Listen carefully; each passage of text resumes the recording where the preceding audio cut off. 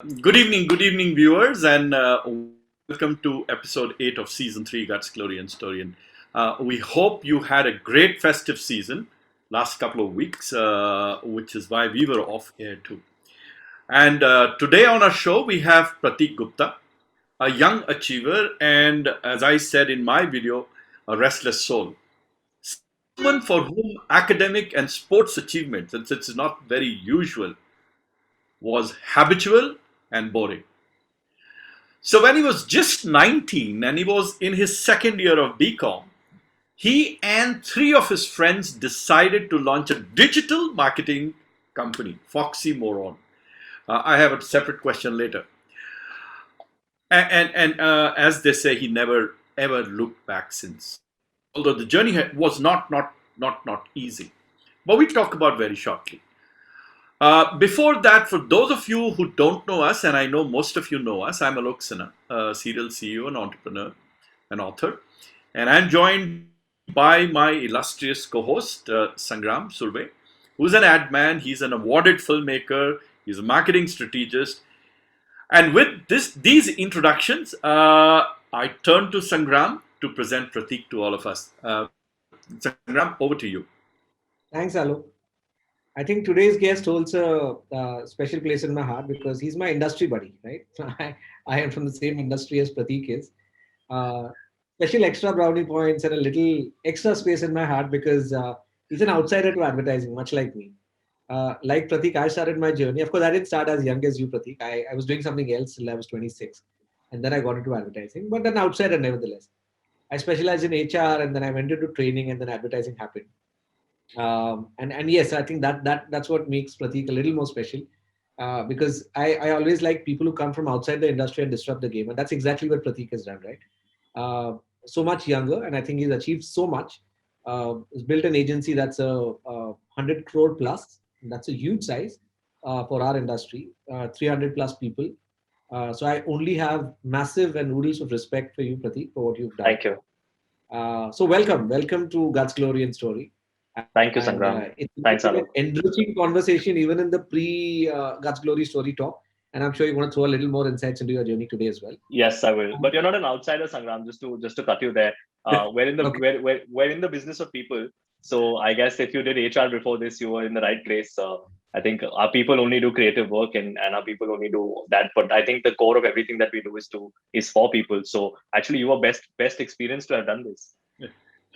Thanks. That's There a you good go. perspective. Yeah. There you go, Sangram. Yeah. And I think it's perspective like this that I learned in my 1 hour pre-session talk with Pratik. And I hope to learn a lot more in terms of how we should look at our industry because I think it's always refreshing and enriching to talk to industry folks and figure out how they are planning to reinvent the game. Right. So, Pratik, I'm going to jump into your most fascinating story. How did four 19-year-old guys just out of college start and decide to start an advertising agency with just 16,000 bucks each? Like you start off with 64,000 and you build an agency which is called Foxy Moron. So, why Foxy Moron in the first place? We may start off with that and then just go back to doing what we all love, going down the memory lane into nostalgia and saying, this is how it all started. Okay, so wow, so it's now seems like centuries ago, but I we started this out of pure boredom, right? Like it was pure inability to be challenged by our current education system. It was pure like lack of learning, and like Alok very kindly said, like I was extremely restless, and I continue to be extremely restless, and just wanting to do something that catered to the kind of strengths that we believed we had, or the internships that we had done before. And like there were a couple of these freelance opportunities that were available, and BMS is the course that we were actually doing, and we all had to go out there and get an internship. And really, like I said, like the academics were not challenging. It was study 1 week before, and you'll be absolutely fine, and you'll do fairly well. And but what do you do for the rest of the year? What do like how do you continue to keep challenging yourself? So we said that instead of doing an internship where what is the value of the intern is directly proportional to the kind of company you get an internship in.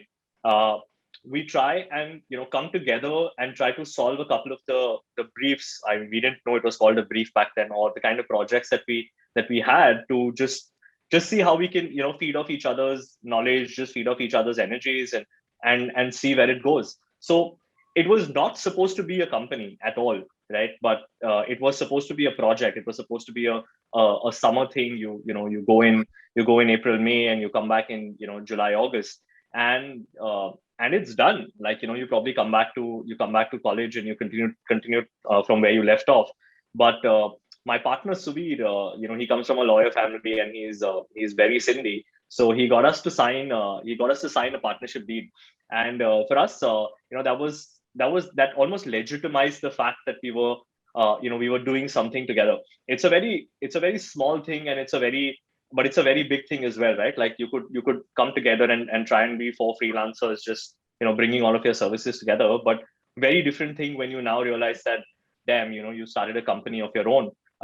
And that sort of brought in a very serious gear into what we were trying to do. And honestly, the only reason that we stuck around and tried to do it is because we got exactly what we were not getting from the education system, right? Is learning and challenge and ability to wake up every day with something new to look forward to.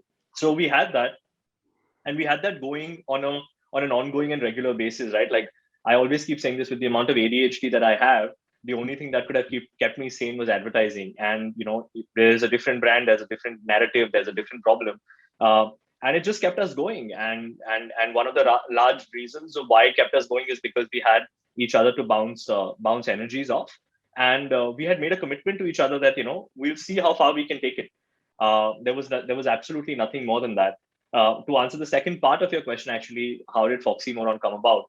I was just writing words on a piece of paper, trying to come up with a name, and I wrote, "Why can't we think of oxymorons?" And I just wrote oxymoron somewhere, and I already alluded to my ADHD, and I was writing a word from F, and I forgot what the word was, and I just read it as Foxymoron. That's the real story. That's legitimately the real story. I read it as Foxymoron, and I said, "Damn, we have it." And I picked up the phone on Subir, and I said, "The first thing that I'm not negotiating in life is our name.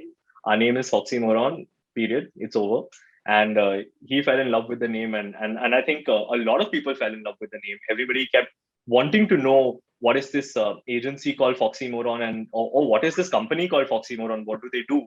And I think then what fascinated them is that we were 19 years of age, and what they kept saying, enterprising young adults is what they kept calling us. I don't know if they were making fun of us or if they were they actually meant it. But yeah, and it stuck with us, it stuck with the industry, and it stuck with everybody who kind of worked with us. I think we learned a lot during that time, right? I think, more than learning about the industry, because none of us came from the industry, we learned a lot about each other, we learned a lot about ourselves. And I think the only thing that we actually had was a lot of grit and determination to go through whatever was thrown at us, and survive. I don't think we didn't have a business plan, so we didn't know what we were gunning towards. We had nothing. We just had very little money that we thought was a lot of money, and we had to make the most of it, and try and build something from there. And what that something was, I mean, it was anybody's best bet. So actually, someone in recent times, I think all of us in our journeys of advertising, we've been offered to kind of be taken over or whatever. And one thing one of these wise investors always told me is that this is one business that does not require oodles of investment. It just Yeah. takes a couple of smart guys who know how to pitch and who know how to figure out solutions. And when I listen to your story, I feel so true. One Yeah. last sub question before I hand it over to Alok for the next question. Out of sheer curiosity, how are the strengths between all four partners? What are your strengths like? Like, is there one who's a creative guy, business management guy? How does that work out? So we're two of us now. I don't think it's the four of us, and I think Suvir and I split it. Like, because we started so young. I think something happened, and again, this is all retrospectively looking, right. We worked off each other's strengths, and we really built on each other's weaknesses, right. So it almost came down to, it was natural selection. It was just basically law of survival. And today, the way that Suvir and I split it is that I look at top line, and Suvir looks at bottom line, and we do everything in the middle. That's legitimately how we do it. And it also goes back to each other's strengths. Like, he is the more, organized, structured, looks at finance, looks at the nitty gritties, looks at the detail. I'm the kind of guy who, like everybody says, will break norm, will disrupt whatever needs to be disrupted. I like to build new business. I like new challenges. So that's how we split. That's how we split the business. A lot of it happened naturally, and once the natural separation actually happened, then we both realized that this is the strength that we're actually going after, and then we worked on it over a long period of time to make it a lot stronger than it was when we started. So that's how we split responsibilities, and I think that even for the organization, it's fairly very clear whom to go to for what. And because we've been through the kind of journey that we've been through, there is deep trust. So there is absolute, there's absolute faith in what the other person is doing and bringing to the table. And then there is constant, check-ins and like putting the person back in line. So I think that's how we split it. And we take our journeys fairly seriously, and we take each other's journeys very seriously, because we're each other's biggest cheerleaders, and I think we're the ones standing with the stick as well for each other. So I think that's how we do it. Okay. Great. So Pratik, while we were doing a casual chat before we get on to live, we usually, Sangram and I, we do a casual chat, and he did mention that the revenues that you're clocking is really good level of revenue for any advertising firm, for any agency. Yeah. Now that's real top cream revenue you're talking. So taking it off from there, you had mentioned that none of you had background in advertising, and yet you have kept growing. And I think you alluded just now in your in part of your answer that one of the reasons was that you said no to nothing. Whatever kept coming at you, you said yes. So you committed first, and then you try to figure out how to do it. Yeah. So I remember you gave us a couple, 2 or 3 very, very interesting anecdotes. Give us those anecdotes. I mean, they're so fantastic ones. So go ahead. So I think one of the key things about when I read about entrepreneurs and people who are building businesses, right? Like they keep saying jump off a cliff and then figure out how to make an apparatus to land, and like pretend, and you automatically become that person. I think we played the pretense game for too long initially, right? And all we had over anybody else sitting in the other room was crazy energy, right? Like we just had so much energy on our side. I don't think you could tire us. There was no way that you could beat us down with the amount of commitment that we put into it. And I think naturally we were great. I mean, great sellers, for the lack of a better word. Like we could pitch our way through anything, right? Like, and that just was a natural strength that that both Suvir and I had in general, right? Like we knew the ins and outs of being able to present ourselves, present the organization. Storytelling came fairly naturally. All of your elocution, all of your recitation, all of this, you start to realize, shit, this has actual value. And it all and beyond the point when it comes naturally to you, like in that meeting room, it starts to take over. And we start to realize very early on that our ability to swing that confidence in our direction was very, very high. And if that ability existed, we had to obviously back it up with our ability to deliver, right? And either you hire people who could deliver that to you, but with a complete cash box of 64,000 rupees, hiring someone at that level was pretty much out of question. So so like you said, Alok, it was about pitching, winning, and then figuring out how to do it. So one example was, one of our first big clients was PVR Pictures, and he called us in and he said, damn, I love your name. What do you all do? And will you make movie posters for us? And we were like, of course we'll make movie posters for you. And like we figured it out on the way, googling, like right at the bottom while he's talking, saying how the hell do you do it? And we convinced him that he must give us a shot at attempting to make movie posters. And he walked out and said, amazing, why don't you come back in 2 weeks and show me what kind of concepts you have? We walked out supremely excited. And then after 5 minutes of the excitement dying, we started to call up everybody and said, Sunna, movie posters kaise banate hain? And from understanding what software it was to having to work with photographers to figuring out how the layouting works, and and to actually having 12 or 14 outputs that we took back to them, I think in those 10 days, we learned what people would have otherwise learned in a couple of years, right? Because now we had put our name to it. And I think from very early on, we took we took our name fairly, very seriously, saying that this is the only thing that's going to count over a period of time. I mean, I talk from a place of apparent wisdom today. At that point in time, it was just purely, instinctively just back your horses and ensure that you deliver what you've committed. But that's what we did, and PVR became one of our biggest clients. The guy who used to head marketing over there, Ranjan Singh, I keep reaching out to him fairly often and saying that, listen, you gave us an opportunity, and genuinely, Alok and Sangram, he caught us off a freelance website, and till date, and I'm sitting 13 years into the business, I do not know who put us on that freelance website. Right, like I have no idea who has actually punched us into that freelance website. So obviously, a little bit of luck when it comes to comes to doing all of these things. The other things was that we start to realize fairly very quickly that we are naturally digitally inclined.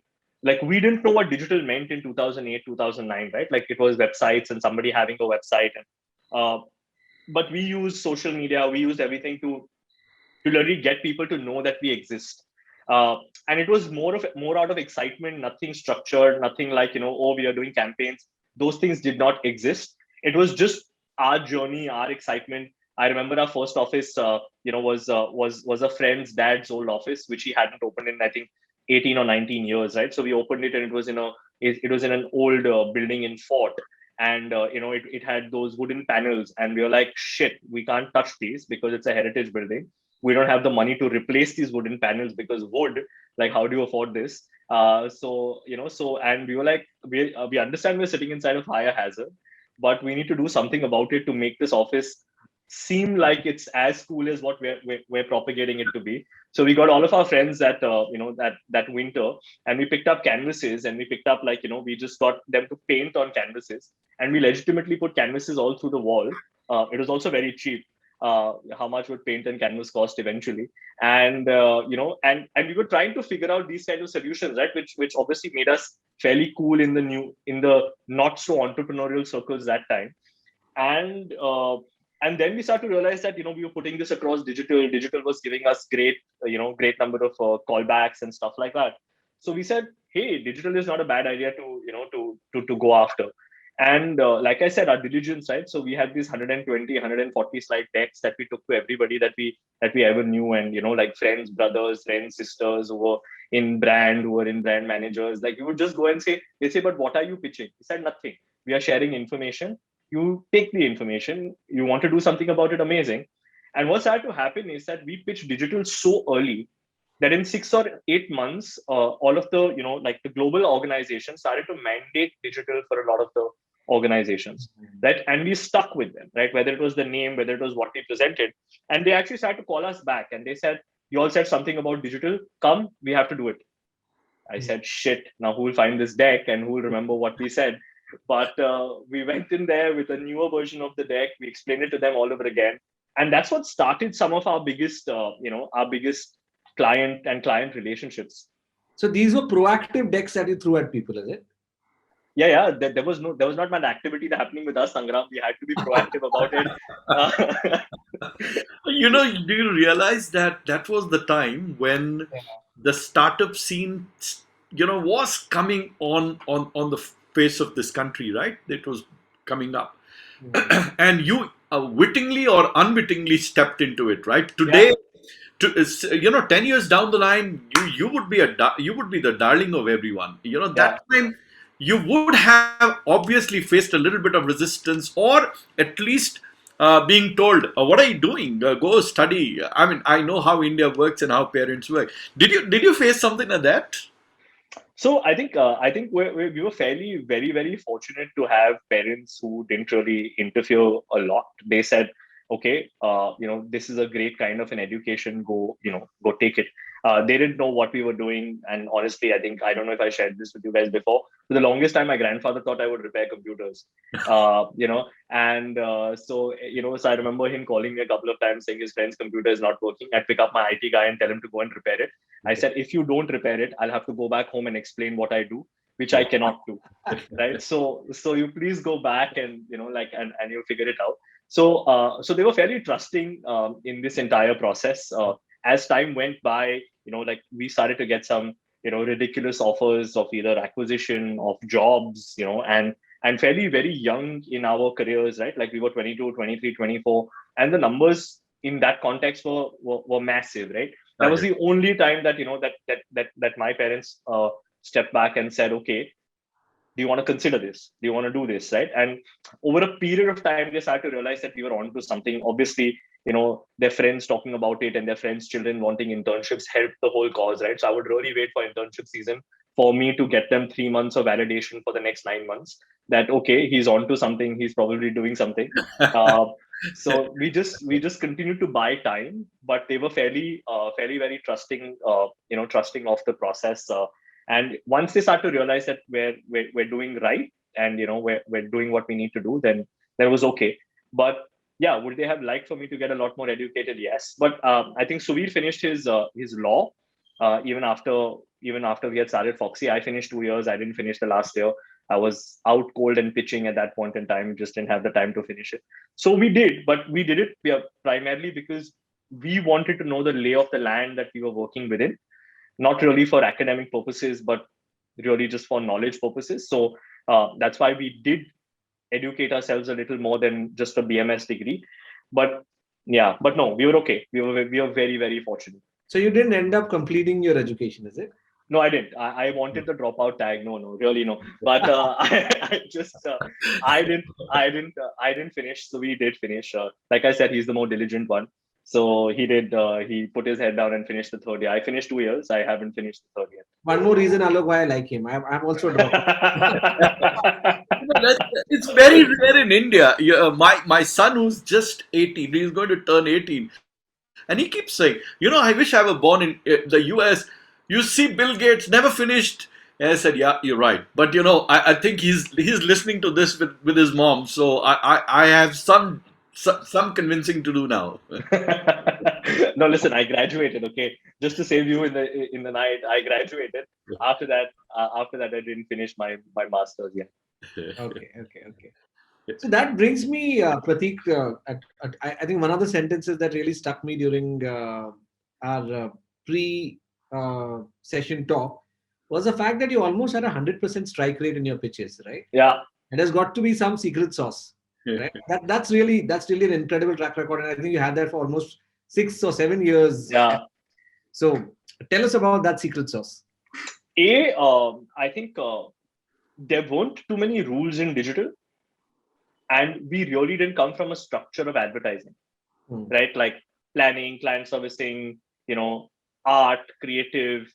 For us, because we couldn't afford so many people, we kind of rewrote the rules, right? So while a lot of the agencies were kind of catching up and catching on, we had already written the way people were starting to accept digital in the ecosystem. Genuinely, we realized this a lot later than we should have, right? Like we realized that we were making the rules, right? Today, a lot of the procurement teams from big MNCs, they send me, they send me scope of worksheets, and I reply back saying, I have written this scope of worksheet. Thank you for sending it back to me, right? Like it's legitimately, it was like that, right? Because nobody knew how to structure digital conversations, digital retainers. All of that did not exist. A lot of the stuff that we were doing, we were very, very young, right? And in people's head, if it's got to do with the internet, trust a younger person almost became almost became a thing to go to. Also, we were fortunate to do some stellar work, right? Like we were winning global awards. That were free. We couldn't afford them. We were winning, we were winning Indian awards. We were the boys that were being spoken about left, right, and center. We had launched every category in this country at some particular point in time, and we didn't know how to price ourselves well. So we were affordable. So there was no reason for for people to actually reject us. And like I said, we would outwork the other person, right? Like and there was a time when I used to walk into office only on Mondays and Fridays. Mondays to figure out what we need to do, and Fridays to dump all the businesses that I have won. And I would be back out, out there pitching and doing what I need to do. And yeah, we had a great structure going. Like everybody who was pitching against us at one point in time got tired, saying if these boys have entered the room, there's no point. And and then obviously we needed to scale up, we needed to structure up, which is where we started to mess it up a little bit. Not trying to understand how many people to add in and how many people to not add in. But I believe that we would beat you at diligence, right? We would just beat you at the effort that we put in making those decks. Our decks look separate. I remember I got an email once by one of the employees saying another agency has contacted him and is willing to pay him money to see our pitch decks. So so obviously we were doing something right, but we were too young to take ourselves seriously. We didn't care. We would look at the next weekend and see how we can just take it easy and then come back to work on work on Monday. So I think it was pure diligence. It was hunger. We were too hungry, right? Like, and we didn't know why we were so hungry. We were hyper creative, and we were creating newer models that people didn't think of, right? Like for the longest time, Facebook allowed apps, right? And when Facebook allowed apps, we realized every brand requires an app. So we went back and we created something which is called the App Suite.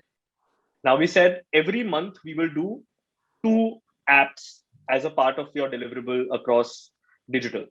Now, because we had created the structure, by the time people understood the structure exists, I had 15 months on them.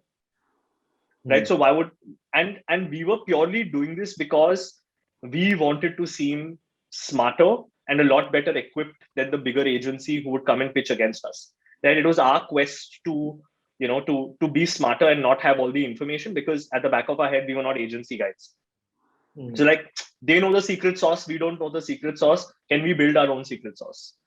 So that's how it happened. And yeah, it was a great run. The first one I lost, and I won't name which one, was a setup. Right? It was an agency that they wanted to retain, but they called for a pitch, which usually happens. But we didn't know that it was one of those, and I was broken for the first 6 days. I didn't know what the hell had hit me, but then I found out that it was fixed. So I said, okay, cool, no problem. Move on to the next one. Actually, it reminds me of something very simple, which one of my mentors told me, is that it's not very difficult to succeed. You just have to try really hard, because most others don't. Most others don't. Absolutely. It's true. Well said. Well said. Absolutely. So, and I like to go back to. Did I lose you guys for a moment? No, you're fine.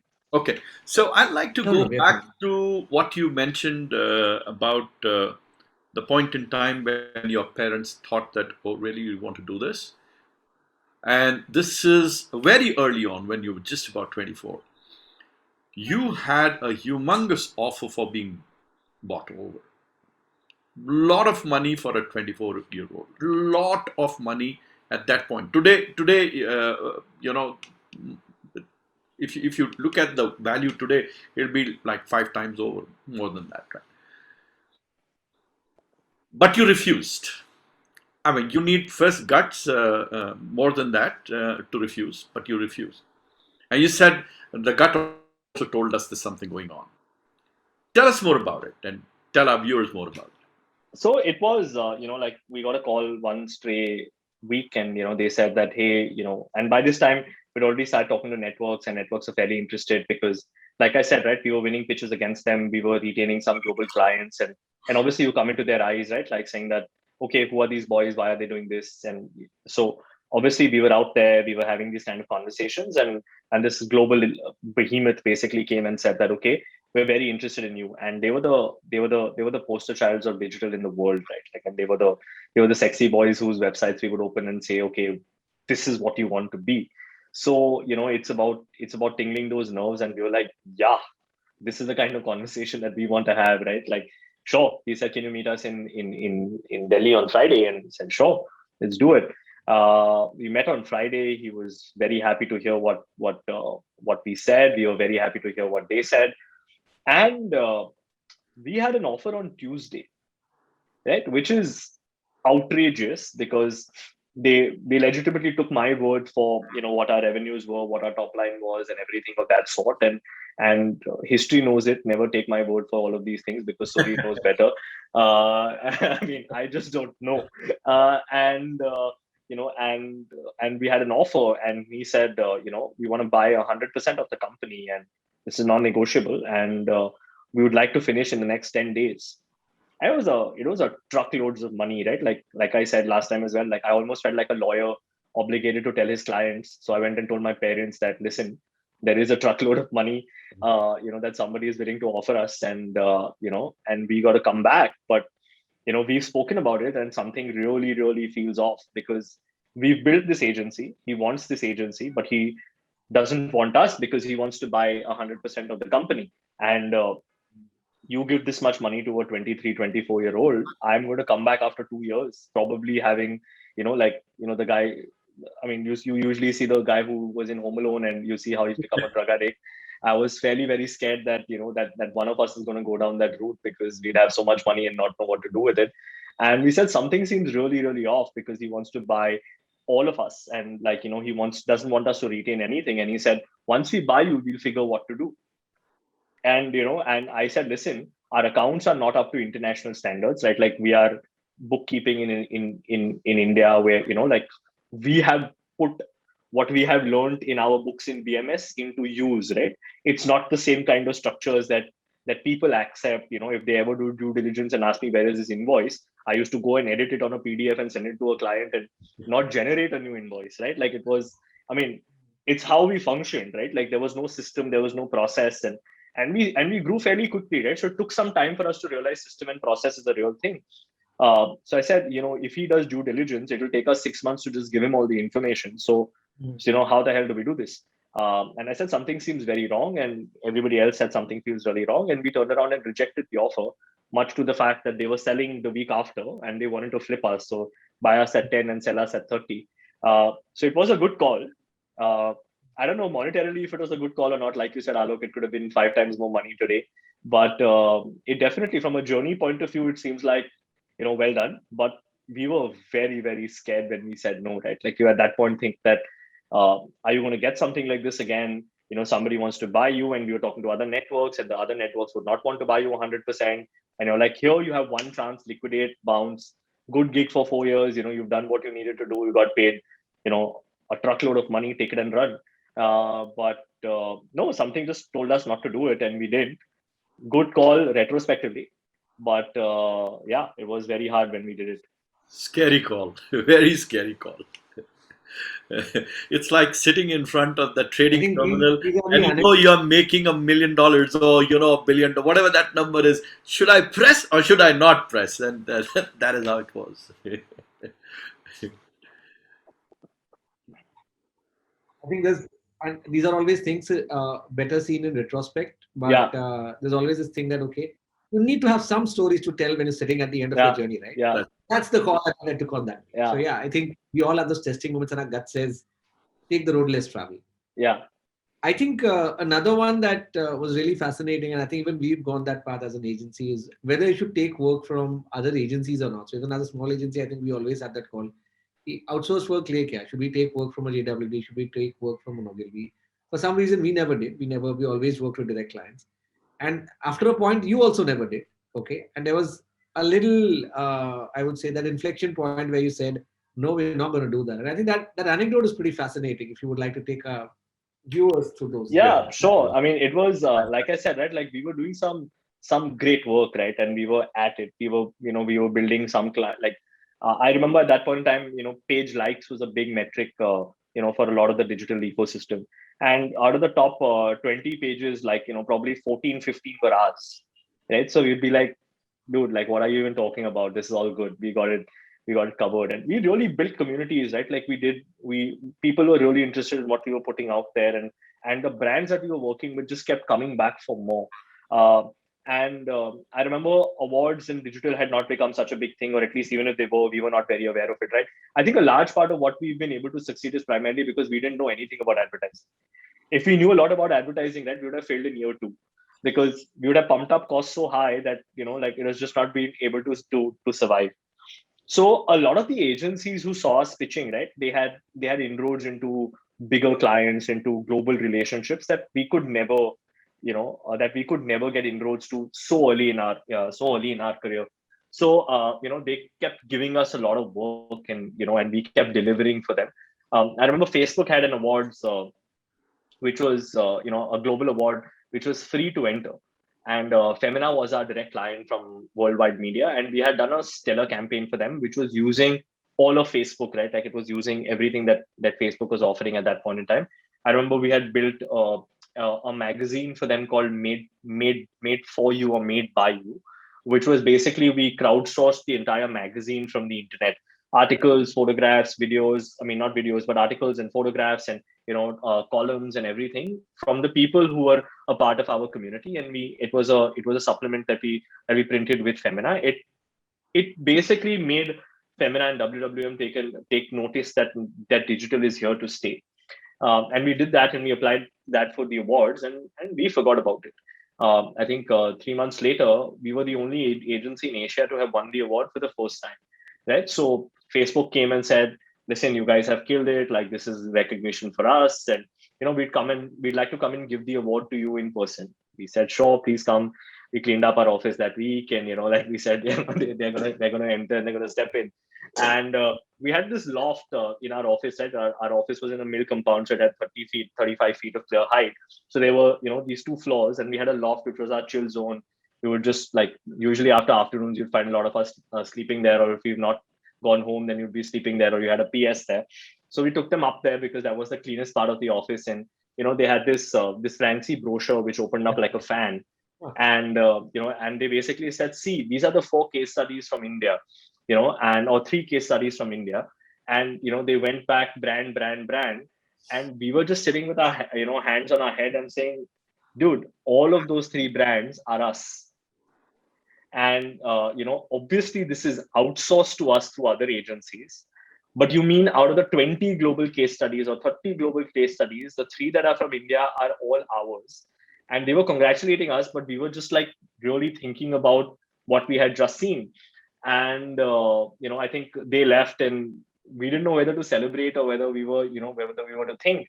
And at that point in time, I think about 65-70% of all of our business was outsourced business, right? Because these agencies held these relationships. And that night we just decided that screw it, like we're not going to take on any more outsourced work. We'll kill the revenue stream. I promise you, I didn't know these cool words of revenue stream and all of that. And we'll just kill it from tomorrow, give them notice, and we'll figure it out. So we went, we left all the business on the table. We went back, we built direct clients and client relationships, and here we are today, completely independent. I think almost 100% of our clients are direct relationships today, and some of the biggest brands in the country, some of the biggest brands in the world. And we realized that if we continue to put out great work, I don't think that narrative will change. Brilliant, brilliant, brilliant. What was your age? What were you? I mean, what age was that? Around the same 24, 25? 23, give or take, not even 25, 23. Wow. So, I know of 2 stories when something like this has been done. One was Narayan Murthy, who walked out of a GE contract, which was more than 50% of his total revenue. And he did that with a huge amount of others telling not to do. And the other is Dhirubhai Ambani, when guys were shorting his stocks, and he went and he paid the money, and he killed the shots. So I only know of 2 such cases. So you're the third one, and then That's great company, delighted to host you on this show. I know only of those 2. Thank you. No, but again, right, like at that point in time, you're so scared. But I think we kept going back to one thing that was fairly very critical for us, right? Is that we legitimately had nothing to lose. Yeah. Like we kept going back to the fact that even if this was to go to what we used to call back in the day shits, right, and we had to like put the shutter down and just say, okay, we're done, we're folding. We had gained so much more than we had lost. That really what were we fighting for, right? So we all get good cushy jobs. We'd all work in great companies, and we'd all make a great career for ourselves, and nobody could have taken that away from us. So we really had nothing to lose, right? So it was almost like we'd already gone all in. Now you got to play your cards the way they are dealt, right? Like, it doesn't matter. Wow. So Pratik, there's another, if I may say, an antithesis modus that you operate on, and that is that you are still an independent agency, and you know, like others, you refuse to join the networks. It's not as rosy as that. It's not as rosy as that.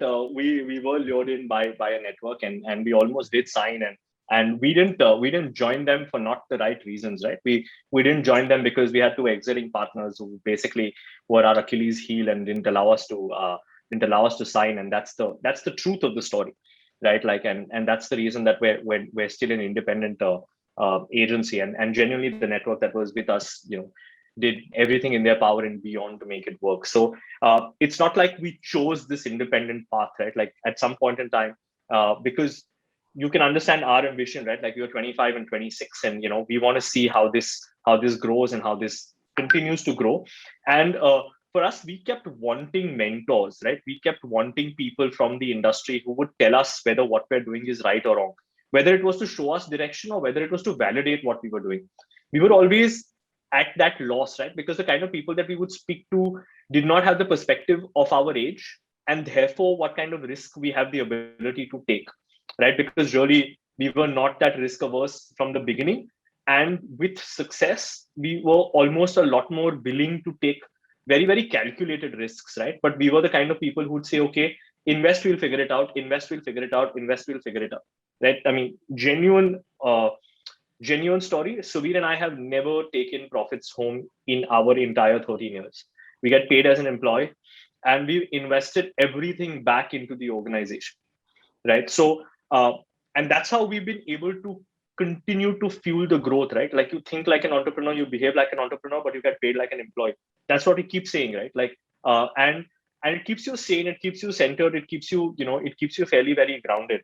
Uh, so for us, when we were working with this network, right, we kept asking them that, listen, you guys are going to buy us collectively. On an average, all of you will retire in 9 years.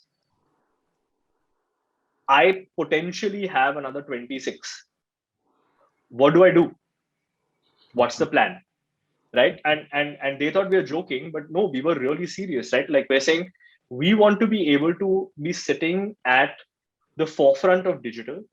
We want to change digital. We understand that it's a once in a century opportunity. Like, today we think, oh, people are adapting to digital. Here we're sitting at the time when it's like, you're at the time when the wheel is invented and you're trying to figure out what all the wheel can do, right? We're there. We're legitimately there at that time in history. We really have to be fortunate to be doing this. And we're sitting at the forefront of this history, right? So, damn, what's the next step, right? And obviously, a lot of the answers that we got were not acceptable to what we thought. Oh, because the traditional answer for any business is, we'll layer in so much billing, we'll layer in so much of revenue, this is your profitability metrics, this is your, these are the kind of clients that we will expose you to, and you just turn around and say, sure. I mean, that's the reason I'm signing on the dotted line. No shit, you're going to give me access to all of that. But really, what else? What's the vision? And that's what we spoke about Sir Martin Sorrell at the start of the conversation, Sangram, like, who really changed the game. And not like we think we're Martin Sorrell or anything, but we just thought that we have an opportunity to kind of relook at the way the game is played, which is when we thought of the network, right? And we thought of the fact that the network for the future of digital and digital services and products needs to be very differently designed from the way either an advertising network is created or a consulting network is created. It's somewhere in the middle, but really not in the middle, and nobody knows what that sweet spot is, right? So which is where we decided that, okay, we have a vision to build a network, and the network, I mean, I told you guys this a while ago as well, is built on this tree that we drew out in Office, which says data, tech, media, and content, right? Like, so content, media, data, and tech is our go-to, saying that in the digital world, all of this needs to come together. And what we also realized very, very, very quickly is that your default mechanism of building organizations is to build it yourself. But we're really entering an age of hyper specialization where I may understand the width of the stuff that we need to deliver to a client, and very few people can put that width together. But you really require specialists to be able to deliver that at the level at which a client actually wants. So we built a vision to build a network, and we said, now we have a vision. We can, or we know how to make our money work very hard for ourselves, and we will build the vision. So we may fail, we may fall, we built some homegrown agencies as a part of the Zoom Media Network, is what it's called. We acquired a few agencies. We have done joint ventures with a few agencies, because really what we realize is that everybody wants digital. And the new lease of life is digital. And I have all the tools to make this lease of life for these companies come true. So I need to understand their expertise. I need to understand their networks. I need to understand their abilities and marry it into the new age world of digital. And therefore, my network comes to life across content, media, data, and tech. And we said, if I'm acquiring on content, I will acquire. If I'm acquiring on data, I will acquire. If I'm acquiring on tech, I'll acquire. If I'm acquiring on media, I'll acquire. If somebody comes tomorrow and says that, listen, I want to, solve the problem of how to grow better crops, not my area of expertise, I don't care. Right. So we knew what we were chasing, we knew why we were chasing, and we knew how to make our money work hard. So we went ahead and we said, okay, we'll build it. And we've not needed cash till now, even though we've made, I think, 3 acquisitions already. Right. We figured out how to make our cash work hard for us. Suvir and I keep joking that we've now become half investment bankers in some form or the other, but not a bad progression to make, I guess. And and our cash suffices us at this point in time. So we're continuing to be independent, and the true vision will come to life when each of these businesses becomes of a certain scale and size that the sum of its parts is so much. The sum of its parts is not as big as what it is together, and we're about 11 companies now as a part of that independent network. I think about 9 out of those 11 are profitable already. So it's not a bad start. And we continue to remain profitable even during the lockdown, where a lot of these agencies would have just folded. So we obviously are doing something correct, and clients are lapping it up. That's the journey. So I have 2 related questions, and I think the only reason why I keep going deeper is because possibly I understand it's the same industry, right? I belong to the same industry, and we've debated and we've discussed these. So interestingly, I have 2 friends now. I've already taken the liberty of calling you one. We had Sanjay Mehta also on the network, and Sanjay was from Miram. And Sanjay does not have a huge story, right? Sanjay started very late in his life. So he got in the digital business when he was way past 40, and I guess he was way past 50 when he chose a different. He joined WP network and it's worked for him, right? I mean, he has a different trajectory, and Miram is a lot bigger than. Sanjay made Miram a lot bigger than what Social Wavelength was. And he spoke of this whole, so to say, expansion of vision. Which kind of Miram brought to the table, thanks to buying into Miram, and I could very clearly see that Miram worked for him. So that's one part, because it's refreshing to see a completely different perspective from someone younger, and it's worked for you, and again a different perspective from someone older, and it's worked for them, which actually goes to say that there are no rules. Actually, everyone has to choose their own path. Correct. And talking about that, I'm going to talk about one more creative genius in our field, the last of whom has taken the bite of joining the network, and I really didn't expect it. When I asked you about role models, I think one of my role models, apart from Sorel, obviously, was David Droga, right?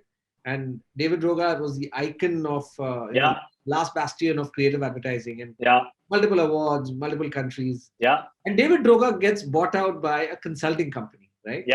And he's now the CEO of that network. And the latest round of acquisitions, I get approached by a lot of these networks every couple of years. So they keep on saying that your acquisition, if at all you do decide to go that, and I have refused a couple of times. And and I have my completely different reasons for doing that, but they said that it's not going to be from an advertising network. It won't be. I agree. It's going to be from a Deloitte, it's going to be from an Yeah. Accenture. And that's the Yeah. trend, right? Consulting Yeah. companies getting into creative. Yeah. The interesting part, and here's where I think the conversation gets interesting, is that Deloitte chose David Droga to be the head, not a guy Yeah. who understands numbers, which I Yeah. think really celebrates the importance of creative still in the business that's going to be data Sure. analytics and all of that. What do you make of this trend, and where do you see this, so to say? I wouldn't say invasion. I think that's a harsh word, because I think I would say introduction of this whole data, numbers, analytics perspective to a business that was fundamentally creative. So I'll answer this question in two parts, actually. Sangram. One is the fact that very strangely, Suvir and I spoke about this, right? We said that as an advertising ecosystem, we need to charge a lot more for the value that we actually add, especially in the digital ecosystem. And really, the consulting firms today are sitting on the opposite end of the spectrum, where you're saying that Exactly. you made these models. Our C-suite has barely understood. How the hell do you expect us to get the rest of my organization to follow this, right? And to make this model, you have charged me millions of dollars, right? And I feel it's almost impossible for me to to make it work. I need you to slide down the price range, or make it a lot more performance oriented, right? So we said, okay, there is this middle path, right? And advertising for the longest time tried to elude hard metrics, right? Like, it's मेरा मेरे outdoor ad पे 5 million eyeballs. That's it. Like, and sure, my TRP rating says X and my cost price says Y, and your TRP rating is seen by 2,500 people. Like, what are you saying, right? So it evaded hard metrics, but with digital, we're able to answer with hard metrics, right? So automatically, it makes a creative business a lot more accountable. Absolutely. Right? So the network that we've tried to build, right, therefore sits at this intersection. And purposely, one of the agencies that we've brought to life is an agency called Doinoink Consulting, right? So obviously, because we've taken this zoo analogy, we've taken it fairly very deep, and we had a lot of fun with it. Every one of the agencies that we have has a animal associated to it, right? So Okay. why not, right? So we said we've gone for it. If we've committed, we'll commit. So one of the agencies is called Doinoink, which is a consulting agency, right? A lot of the stuff that we do during our pitches, a lot of the data mining, a lot of the insights, a lot of the analytics, we should be getting paid for. This is some insane amounts of work which is giving you so much more insight into audience and people. And we wanted to get paid for it. So we started a consulting firm, because we understand that we may pivot in that sort of a direction, right? Always being hands and legs, which is the quintessential way of an advertising agency working, may not always be the right answer to how future models work. Isn't? Yeah. So today we're sitting at an intersection where, really, with the kind of technology acquisitions that we've made, with the kind of content companies that we've so we're chasing four narratives primarily, right? So we're saying that we built this network. Usually, what a global advertising network would say is that you become a part of our network. But when we go to a humongous client, the client will ask for services across multiple agencies, right? So the network becomes wide, but really the client goes horizontal, which may or may not happen. What we have said is that our network is going wide across content, media, data, and tech. And we have four narratives that we are chasing. Narrative number one is Naya Bharat, where we are saying that India is going to move from 600 million people to a billion people. And we need the internet, or the digital world, to be ready for changes that they will bring. Suddenly, the HULs and the PNGs and the bigger FMCGs are now interested, because we can reach last mile, right? Or what we call last mile. What is the regional content strategy? What is the regional distribution strategy? What is the regional media strategy? What is the insight strategy to gain from these people is what we're chasing. And therefore, agencies across content, across media, across tech, and across data will work together to solve this problem. The second problem that we're trying to solve is what we call O2O, which is online to offline to online, right? So what we're basically saying is that Sangram is a human being, but we study Sangram differently when he enters a store, and we study Sangram differently when he is online. But I need to look at Sangram, right? Because Sangram may study online, go offline, see the car, like the car, not like the car, come back online, research more, and in 6 months later buy it. Hmm. How do I marry both these two narratives? The third one that we're really, really chasing is social commerce. We believe that the content that is being generated in the digital ecosystem is a storefront for everybody. So I need to create content. I need to have people who create this content. I need to have a media strategy for this content to get distributed. And I need to have the right kind of technology for all of this distribution to come back and attribute to the buy or to the event or the subscribe or whatever that action may be. So social commerce for me becomes the third narrative that we're actually chasing. And across anything that we do, we want to have an orientation of performance. So every piece of activity that we're doing needs to have performance orientation to it, right? So our narratives now, these four narratives are what cut through the horizontal of the network. And therefore today, I am as likely to get acquired by an Accenture as I am to get acquired by an Omnicom or a WPP, because I am solving this from a width point of view, from a depth point of view, and also have horizontal narratives. And my client is not that narrative. Absolutely. My solution is the narrative. So that's how we've centered this, and how far it lands. And for the first time in our lives, we're saying it and then going towards it versus having done it and then looking backwards. So we're fairly excited, because our vision is clear and we're on path to be able to do it, and hopefully it pays off, whether it's an advertising firm, or tomorrow it could just be a TCS, it could be a Mahindra Tech, for all you know. Brilliant. I can see that at least all the right buttons seem to be pressed. What's your advice? Because I'm sure this interview is going to be watched by a lot of people from our industry. What's your advice to all young, aspiring agency folks and people who would be where both of us were, maybe for me 2 decades back, for you maybe a decade back, people who are starting agencies on their own? What's your advice to them? I keep saying, like, there's a lot of crowd in the middle, and there's a lot more crowd at the bottom, but there are very few people at the top. If you really aspire to be at the top, work will come, people will come, awards will come, money will come, recognition will come, everything will come. I think people aim too low. I don't think that they have high enough standards of themselves, and they expect high enough standards of their clients. Uh, for us, that's been the one thing that's always stuck out. And the second thing is that once you commit, like, then you commit to the grind, right? Like, you commit to everything that comes your way. Everybody feels the butterflies in their stomachs. Everybody feels like not waking up at some point in time and going to work. It's a part of everyone's journey. Sometimes you just feel like, I wish it gets over, right? And then you have the highs and then you have the lows. You really have to take care of how you approach this and the singularity with which you approach it.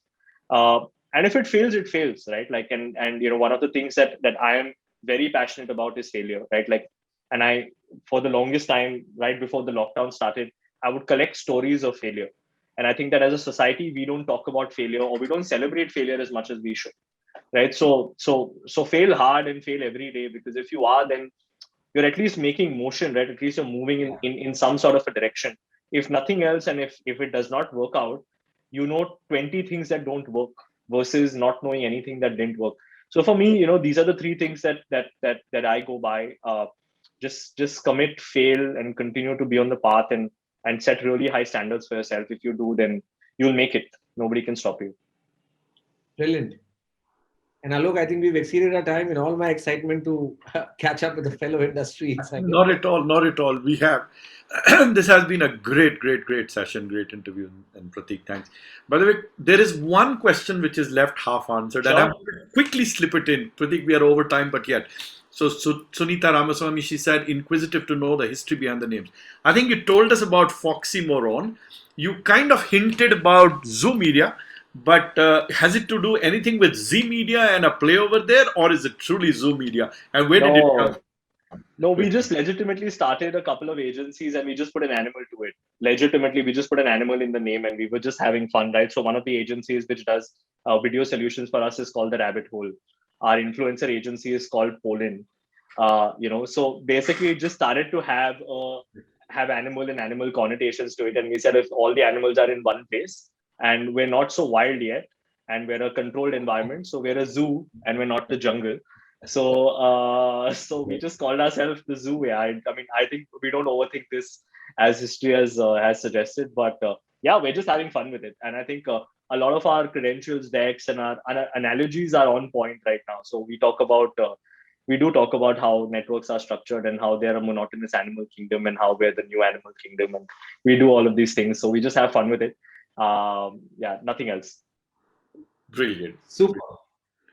So with that, I think we call it a close. Thank you. Thank you, guys. Thank It you. was as enriching as I would have expected. Yeah, I was expecting nothing less. And I think, yes, so much of learning for me personally. I think every time I speak to anyone exciting from the business, there's so much to learn. Hopefully, we'll catch up offline and 100%. Yeah. 100%. Thank you so much, guys. Thank you so much. Thank you very much. Very inspiring. I think this Thank you. is a session which should be heard by every budding entrepreneur and children, kids, not children, from 18-year onwards. So very, very inspiring. You really have a conversation to have, Alok, when you finish this, right? Like. Thank you very, very much. Thank you so much. Thank you so much. Thanks, guys. Thank you. And viewers, next week we will be back again with yet another story of guts and glory. Any closing comments from you, Sangram? No. I would just say it's a fantastic conversation, and I think the link would be there, Prateek. So anyone, we would email the link to you, and you'll obviously to all our people who subscribe to Guts, Glory, and Story, because I think there's so much to learn from anyone from within the industry, and also someone who's really interested in entrepreneurship per se, right? Thank you all, folks, and have a great weekend, and see you again next week for yet another session of GGS. Bye. Thank you so much, guys. Good night, viewers. Signing off. Bye. Take Bye. care. Bye.